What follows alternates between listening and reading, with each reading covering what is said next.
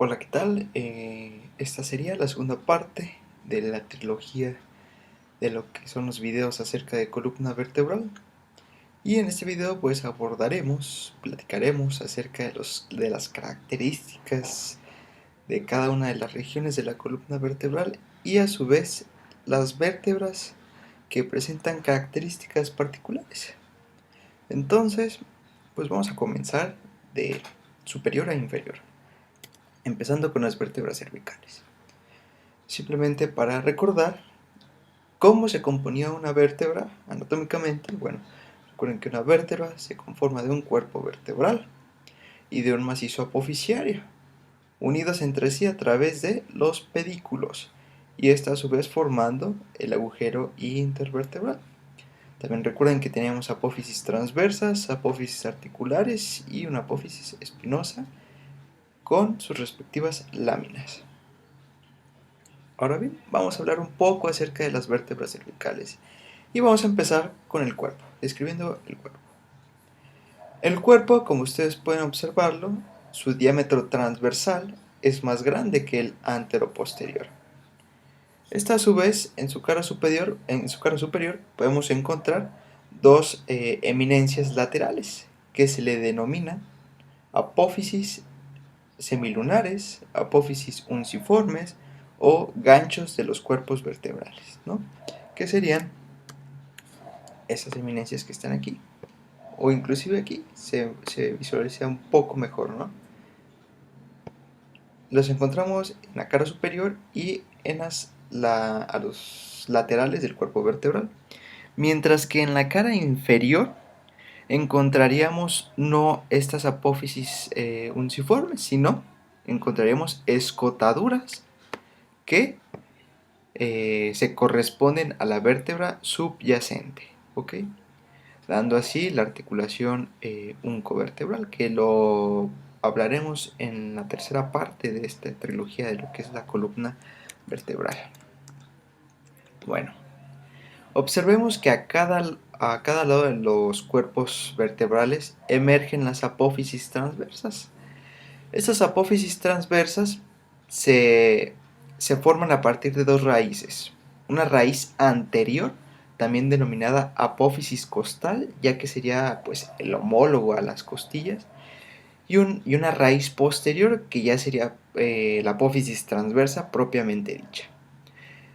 Estas raíces se unen lateralmente y así formando este agujero que observamos aquí, que es el agujero transverso, que solo lo podemos encontrar en las vértebras cervicales. Y bueno, ¿qué pasa por este agujero transverso? No se les olvide arteria vertebral, vena vertebral y nervio de François-Franck, que es un nervio procedente del sistema simpático, que asciende junto con la arteria vertebral que diga, para llegar pues al cráneo, ¿no? Y todas las estructuras asociadas. Nervio de François-Franck. Ok, a los laterales ustedes pueden observar que en los vértices de las apófisis transversas podemos encontrar dos eminencias o tubérculos, un tubérculo anterior y un tubérculo posterior. Que estos tubérculos van a funcionar como zonas de inserción, ya sea de ligamentos o de músculos, principalmente músculos. Si nos vamos hacia posterior, nos encontraríamos con los pedículos que son ligeros, digo pequeños que diga, y que son más anchos que largos. Y estos a su vez van a conectar a las apófisis articulares. Observen esto. Recuerden que tenemos 4 apófisis articulares, 2 superiores y 2 inferiores. Con respecto a las apófisis articulares, en sus vértices vamos a encontrar facetas o carillas articulares, ¿ok? Que se van a corresponder con las apófisis articulares de las vértebras vecinas. ¿Qué es importante saber? Bueno, que son carillas articulares planas, pero que las apófisis articulares superiores, la carilla articular va a mirar hacia arriba y hacia atrás, ¿ok? Va a mirar hacia arriba y hacia atrás. mientras que las apófisis articulares inferiores van a mirar hacia abajo y hacia adelante. No se les olvide esta disposición. Por detrás de las apófisis articulares encontramos las láminas. Las láminas que se les describe de forma cuadrilátera y que igualmente presentan un borde superior, un borde inferior, un extremo anterior, un extremo posterior y pues una cara lateral y una cara medial que mira hacia el agujero vertebral o foramen vertebral. Ya posteriormente nos encontraríamos con las apófisis espinosas, que recuerden que estas eran formaciones óseas que se proyectan hacia posterior. Y bueno, estas apófisis espinosas, una característica muy importante aquí a nivel de las vértebras cervicales es que su vértice se encuentra bifurcado. Ven ustedes, así dando origen a las apófisis bituberculosas, ¿no? La apófisis espinosa a nivel de las cervicales se encuentra bifurcada. Que, ojo, no sucede en todas las vértebras. Vamos a ver que va a haber una excepción por ahí, ¿no? Pero a manera general, una característica que comparten la mayoría de las vértebras cervicales, pues sería que su apófisis espinosa se encuentra bifurcada, dando lugar así a la apófisis bituberculosa. Mencionando algo acerca de lo que sería las apófisis transversas, ahorita que me estoy acordando, es que a nivel de T3, T4 y T5 podemos encontrar otro tubérculo accesorio en la apófisis transversa, ubicado por detrás de la apófisis del tubérculo anterior y por delante del tubérculo posterior. Lo encontraríamos justamente aquí, que algunos anatomistas lo han denominado como tubérculo escalénico o tubérculo medio, y que, como lo dice su nombre, pues tiene relación con las inserciones superiores del músculo escaleno anterior. Pero claro, esta es una variante anatómica que pues, se puede encontrar o que no se puede encontrar. Algo importante que hay que recalcar con respecto a los agujeros transversos de las apófisis transversa de las vértebras cervicales, como ya se los mencionaba, pasa la arteria, la vena y el nervio. Pero algo importante es que la arteria no pasa hasta C7, sino se introduce a nivel de C6. Entonces, por el foramen de C7, ¿qué puede transcurrir? Pues un plexo venoso accesorio, plexo venoso vertebral, o inclusive fibras articulares, fibras nerviosas articulares. Pero a lo que corresponde un poco más de importancia es que la arteria vertebral se introduce a nivel de C6 para discurrir por cada uno de los forámenes transversos. Y a esta a su vez asciende para unirse con su homóloga y dando así lugar pues, a la formación de la arteria basilar. Pero a nivel de las vértebras cervicales encontramos unas vértebras que tienen características propias, características individuales. Entonces, pues, ¿cuáles serían esas vértebras? Aquí se las menciono: C1, C2, C6 y C7. Corresponderían a las vértebras que tienen estas características peculiares, ¿no? Que las hace diferentes a las demás. Vamos a empezar con C1. C1, como lo dice su nombre, pues es la primera vértebra cervical, yendo de superior a inferior. Observemos que no tiene, pues, ahora sí que forma de una vértebra normal, tiene forma más bien como de anillo. Vamos a empezar a describir. Observemos que en C1, también denominado atlas, encontramos dos masas laterales. ¿Okay? Estas masas laterales se encuentran unidas anterior y posteriormente a través de los arcos, igualmente denominados arco anterior, que más que arco se describe como una lámina de tipo horizontal, que describe una concavidad posterior muy atenuada, y un arco posterior en el cual sí podemos observar la concavidad en su cara anterior más marcada, ¿no?, que el arco anterior. A cada lado de estas masas laterales encontramos las apófisis transversas. Observemos que encontramos la apófisis costal, que corresponde a la raíz anterior, la apófisis la apófisis transversa propiamente dicha, que corresponde a la raíz posterior, y que se unen lateralmente, pues para circunscribir el foramen transverso. En las masas laterales, tanto superior como inferior, encontramos carillas articulares. En las caras superiores de estas masas laterales encontramos las carillas articulares destinadas a articularse, vaya la redundancia, con los cóndilos occipitales. Esta zona de aquí también se le denomina cavidad glenoidea del atlas. Y también se le ha descrito que esta cavidad glenoidea tiene forma de huella de zapato, ¿ok? Por esta forma, y que se corresponde a los cóndilos occipitales. Una variante anatómica es que a veces podemos encontrar una cresta media que separe la cavidad glenoidea en dos, teniendo así 4 carillas articulares. Pero claro, esto es una variante anatómica. Observemos que con respecto a los arcos, el arco tanto anterior como posterior, encontramos una eminencia media, que se le conoce respectivamente como tubérculo anterior del atlas, el que se ubica en el arco anterior, y tubérculo posterior del atlas, el que se ubica en el arco posterior. Algo también importante que hay que recalcar es que en la cara posterior del arco anterior del atlas encontramos una fosita articular, destinada a articularse con la apófisis odontoides, dando así lugar a lo que sería la articulación atlantoaxial media. Con respecto a su foramen vertebral o a su agujero vertebral, observemos que es muy ancho, pero no todo corresponde a la médula espinal. Este foramen vertebral va a estar dividido en dos secciones, en una sección anterior y en una sección posterior.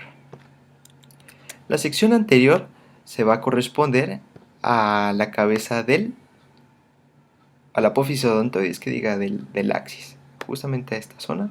Ahí vamos a encontrar pues esa apófisis, delimitada posteriormente por el ligamento transverso, que es un ligamento que va de ambas caras mediales de las masas laterales, que lo vamos a ver un poco más a fondo en el tercer video, ¿no? Que veríamos las articulaciones de la columna vertebral.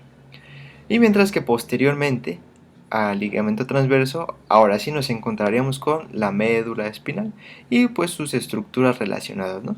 Las meninges, los plexos venosos vertebrales, la irrigación de la médula espinal, bueno, todas las cosas anexas, ¿no? Las encontramos justamente posterior aquí en el foramen vertebral del atlas. Bueno, vamos a continuar escribiendo un poco. Ahí más o menos dibujé, ¿no? Lo que sería la médula espinal. En las caras inferiores de las masas laterales del atlas encontramos carillas articulares planas, destinadas a articularse con las apófisis articulares superiores del axis. Recuerden que el otro nombre que se le puede dar a C2, a la segunda vértebra cervical, es axis. Bueno, otra cosa importante es que posterior y superiormente a las masas laterales encontramos una pequeña excavación, un surco, que justamente este surco va a estar formado por el paso de la arteria vertebral. Entonces, ¿cómo se forma este surco? Asciende la arteria vertebral C6, C5, C4, C3, C2, C1, y a nivel de C1 o el atlas, esta arteria, que la encontramos aquí, va a dirigirse hacia posterior y hacia medial para unirse con su homóloga. Recuerden que para formar la arteria basilar. Entonces pasan por detrás de las masas laterales, dando el surco, un surco ubicado posterior y superior, justamente en el extremo lateral del arco posterior del atlas, y así pues van a ascender estas dos arterias, fusionándose para dar lugar a la arteria basilar. Hablando con respecto al axis o C2, como toda vértebra le describimos un cuerpo vertebral y su respectivo macizo apofisiario, ya vamos a ver que ya empieza a tener esta bifurcación, ¿no?, a nivel de la apófisis espinosa. Con respecto a su apófisis transversa, igual una raíz anterior, una raíz posterior que se unen lateralmente para circunscribir el foramen transverso. Igualmente unidos a través de estas láminas, que son láminas cuadriláteras. Este macizo apofisiario unido a través del cuerpo de C2, a través de los pedículos. Recuerden que los pedículos, sus bordes tanto superior como inferior, se encuentran escotados. Esto pues permite formar, ¿no?, los agujeros de conjunción o forámenes intervertebrales. Algo muy característico, y yo creo que es lo que describe más al axis o C2, es esta eminencia en la línea media que se proyecta anteriormente, que se le conoce como diente del axis o apófisis odontoides. Esta apófisis odontoides le describimos 4 partes. Una base, que es propiamente esta fusión del cuerpo vertebral con esta proyección de lo que sería esta apófisis, una base, seguida de un cuello. Esta a su vez, ¿por qué cuello? Porque es una porción un poco más angosta que se vuelve a ensanchar, dando lugar a la cabeza del axis, y en la punta de esta apófisis pues se le conoce como vértice. Entonces, ¿cuáles son estas 4 partes? Base, cuello, cabeza y vértice de la apófisis odontoides. Esta apófisis odontoides, a nivel de la cabeza, tanto anterior como posteriormente, encontramos carillas articulares. La carilla articular anterior pues va a estar destinada a articularse con el arco anterior del atlas, mientras que la carilla articular posterior, que encontramos aquí en el diente del axis, pues va a estar destinada a articularse con el ligamento transverso, dando lugar así la articulación de tipo trocoide, ¿no?, la articulación atlanto-axoidea media.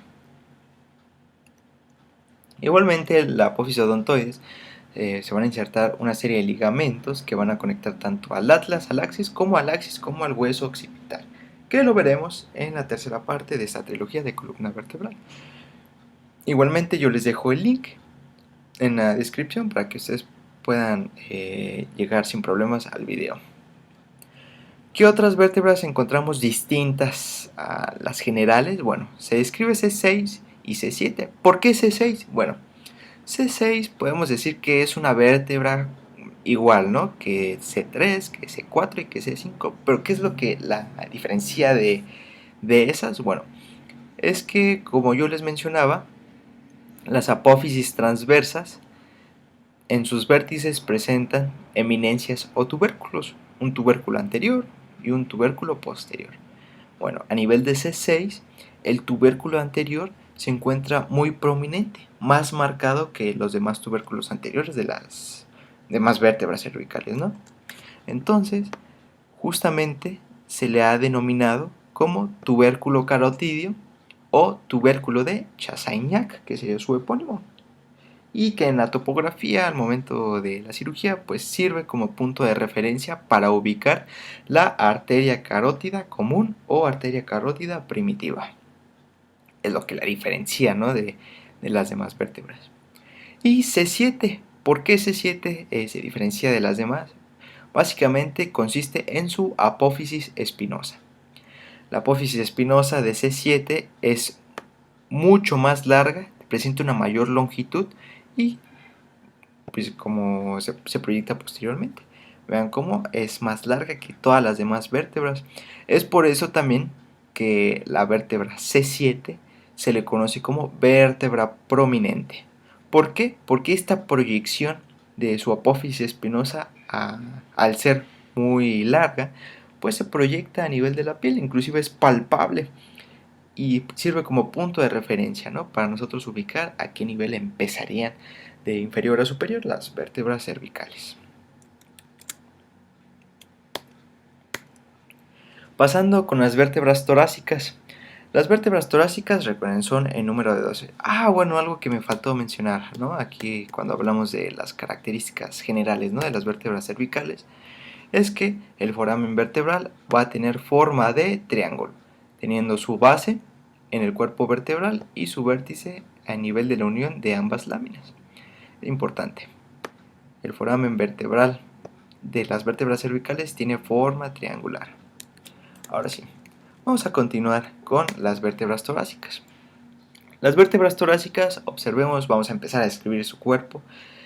Presentan un cuerpo en el cual su diámetro transversal corresponde más o menos al diámetro anteroposterior, haciendo así que los cuerpos vertebrales de las vértebras torácicas sean en forma de cilindro, pero un cilindro un poco circular. Posterior y lateralmente a los cuerpos vertebrales encontramos carillas articulares, superiores e inferiores, obviamente a cada uno de los lados del cuerpo vertebral, denominados facetas o fositas costales. Como bien lo dice su nombre, están destinadas a articularse con la cabeza de las costillas. Estas fositas costales van a ser en número de 2. También los pueden encontrar como hemicarillas. Observemos que estas fositas costales vamos a encontrar una superior, una inferior, en la cara posterior lateral de los cuerpos vertebrales, y que estas se van a relacionar con la carilla, con las fositas costales de las vértebras vecinas. ¿Qué quiero decir con esto? Bueno, cuando en una columna articulada a nivel de la región torácica, la fosita costal inferior se va a relacionar con la fosita costal superior de la vértebra subyacente, dando así lugar a una articulación entre ambas vértebras y su disco intervertebral, ¿no? Respectivamente.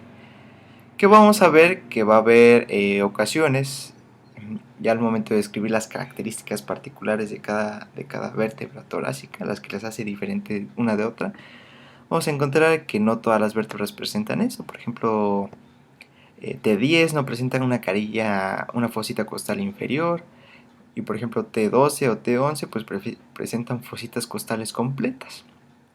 Bueno, es importante mencionar que las cabezas de las costillas se articulan tanto en la fosita costal superior como en la fosita costal inferior de la vértebra suprayacente o vértebra vecina. Nos pasamos hacia posterior, encontramos los pedículos. Los pedículos igualmente se describen que son más altos que largos y que unen al macizo apofisiario. Igualmente vamos a describir las apófisis articulares. Estas apófisis articulares, recuerden que son 4, 2 superiores y 2 inferiores, y que en sus vértices vamos a encontrar las carillas articulares para articularse con la vértebra vecina. Algo importante que hay que mencionar es que estas vértebras, estas apófisis articulares miran hacia atrás y hacia afuera, ¿ok?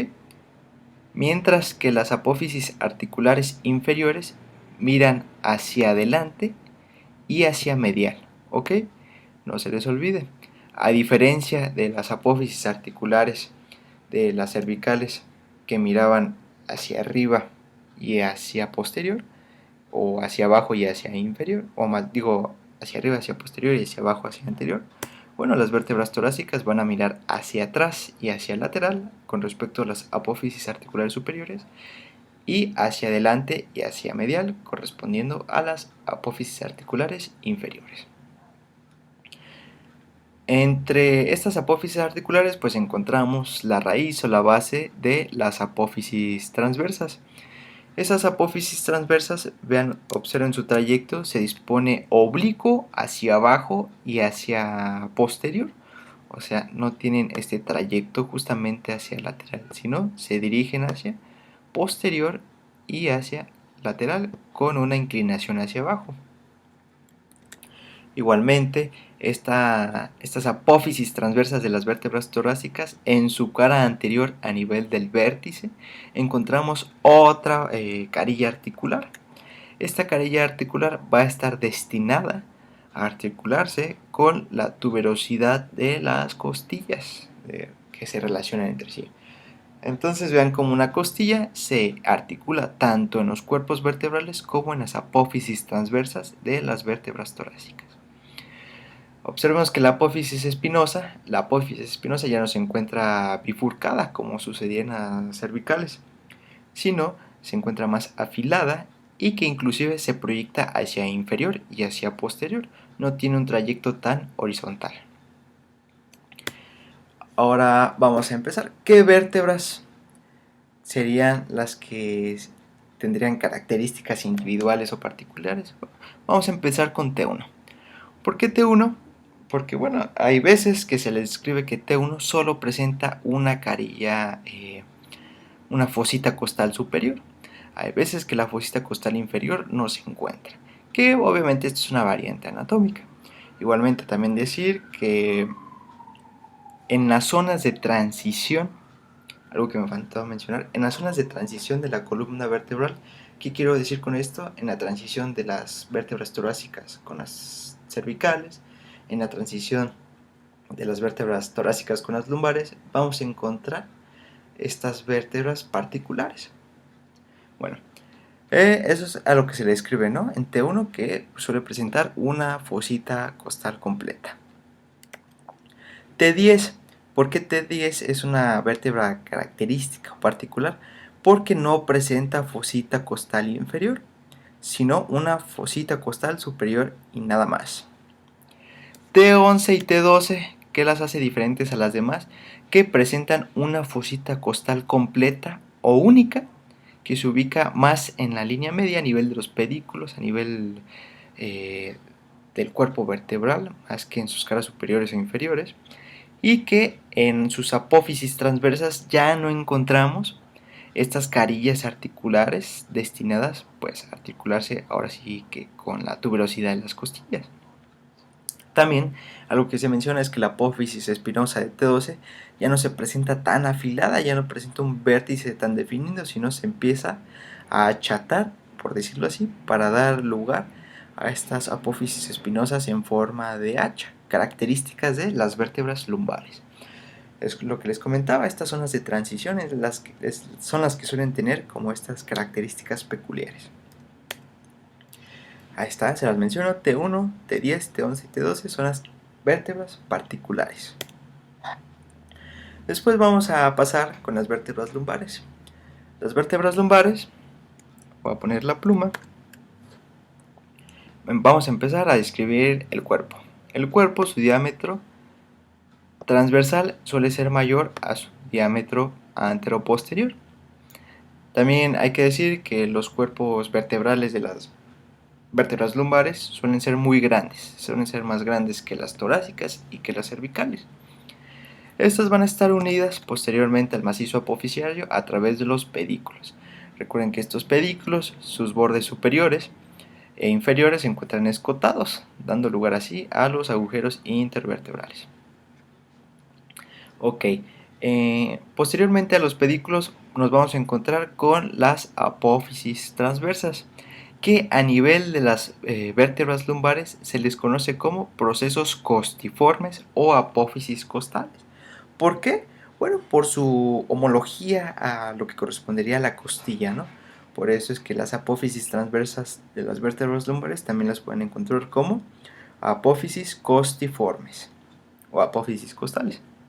Posterior, superior e inferiormente a las apófisis costiformes de las vértebras lumbares encontramos las apófisis articulares, que igualmente observemos que sus carillas articulares ubicadas en sus vértices van a tener disposición distinta a las torácicas y a las cervicales.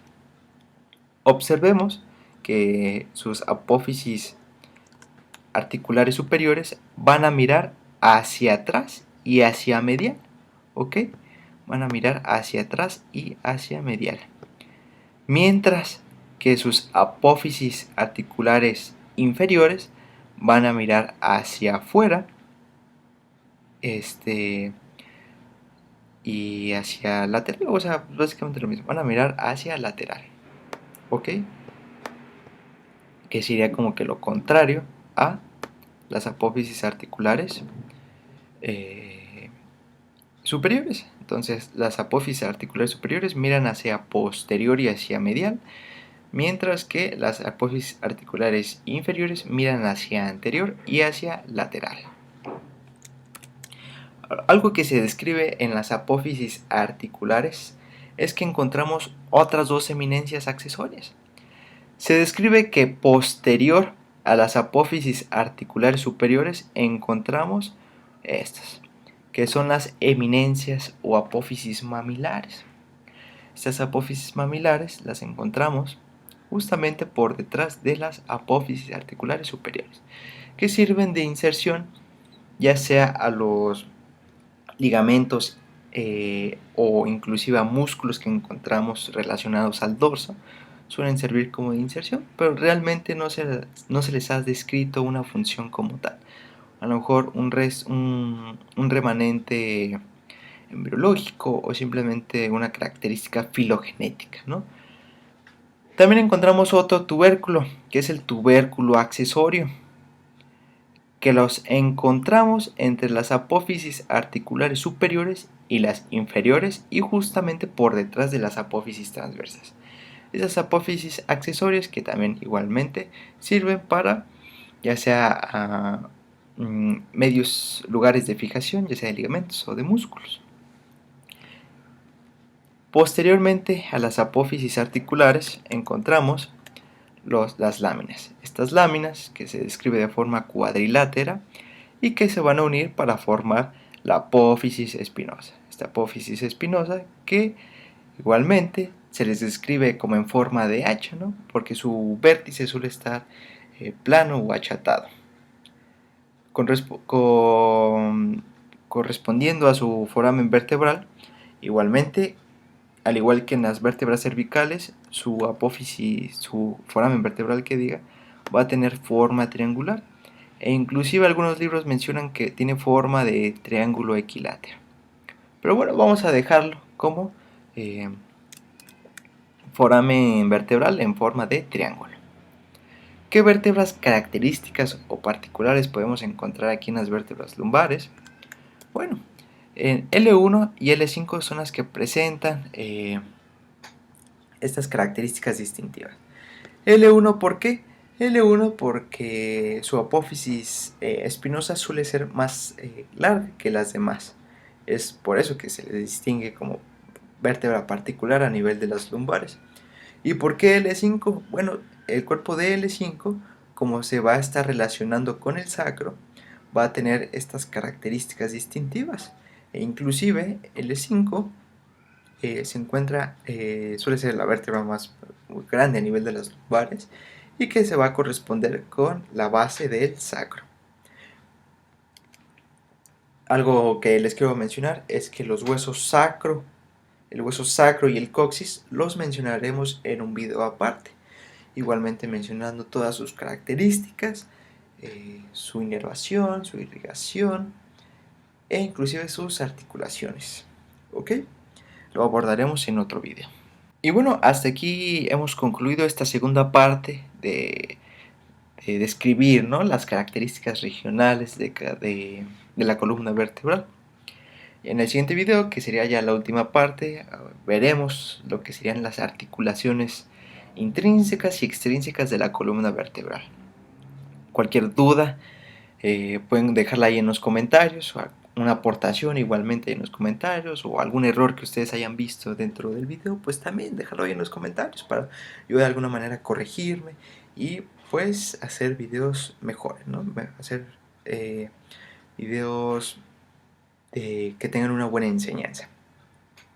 Sin nada más que decir, espero que hayan disfrutado el video y de todas maneras abajo les dejo el link de la tercera parte de lo que sería esta trilogía, ¿no?, de columna vertebral. Espero tengan un bonito día. Nos vemos.